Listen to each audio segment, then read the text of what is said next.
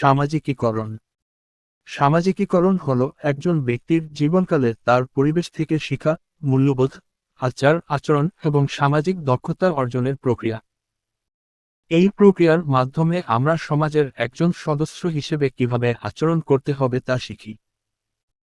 সামাজিকীকরণ হল একটি প্রক্রিয়া যার মাধ্যমে একজন ব্যক্তি তার সমাজের সাংস্কৃতিক মূল্যবোধ, আচরণশৈলী, নীতি, আচরণ এবং সামাজিক নিয়মাবলী শিখে এবং গ্রহণ করে। এটি একটি জীবনব্যাপী প্রক্রিয়া যেখানে শিশুরা তাদের পরিবেশের সাথে মিথস্ক্রিয়া করে এবং পরবর্তী প্রজন্মের সঙ্গে সামাজিক সম্পর্ক স্থাপন করে।